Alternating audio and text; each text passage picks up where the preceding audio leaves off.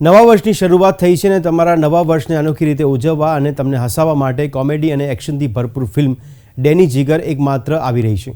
Film ડેની જીગરનું trailer તો દર્શકોએ ઘણું જ વખાણ્યું છે અને હવે 5મી જાન્યુઆરી 2024ના રોજ ફિલ્મ રિલીઝ થઈ રહી છે.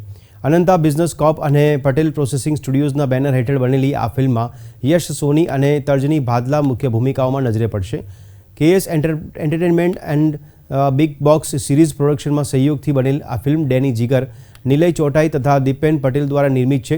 આ ફિલ્મના ડિરેક્ટર કૃષ્ણદેવ યાજ્ઞિક છે, જેઓએ ઘણી અવ્વલ કક્ષાની હિટ ફિલ્મો આપી છે. ઉલ્લેખનીય છે કે અભિનેતા યશ સોની અને ડાયરેક્ટર કૃષ્ણદેવ યાજ્ઞિકની આ એક સાથેની 5મી ફિલ્મ છે. કૃષ્ણદેવ યાજ્ઞિક અને જસવંત પરમાર દ્વારા લેખિત આ ફિલ્મમાં જીતેન્દ્ર ઠક્કર તથા ચેતન દહિયા પણ મહત્વની ભૂમિકાઓમાં નજરે પડશે.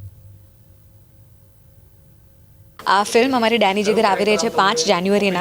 આ ફૂલ એન્ટરટેનિંગ કોમેડી ધમાલ ફિલ્મ છે. 2 કલાક તમે ખાલી પેટ પકડીને હસશો, એટલી બધી તમને મજા આવશે અને બહુ જ એન્ટરટેનિંગ ફિલ્મ છે. તમે ફેમિલી, બાળકો, બા, દાદા બધા જ સાથે જઈ શકો છો. અને ડેની જીગર જે અમારો એકમાત્ર છે, એ અમારો પોલીસ કેરેક્ટર છે અને એ પોલીસ કરતાં બી એક સુપર કોપ છે, એટલે જે મનમાં ચાહે એ બધું જ કરી શકે છે.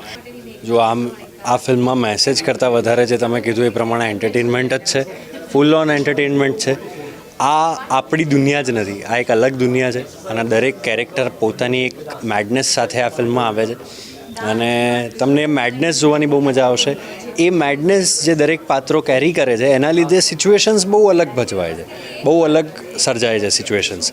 તો એ બધા સંજોગોમાં રહીને જે આ ફિલ્મ આલમડોલક થાય છે, જે 600 વર્ષ જૂની જે મૂર્તિ ચોરાઈ છે, જે બેઝિક એક વાત, અને એને આ સુપર કોપ ઇન્સ્પેક્ટર ડેની જીગર એકમાત્ર જે સોલ્વ કરે છે, એ ફૂલ મજા કરાવતી ફિલ્મ છે.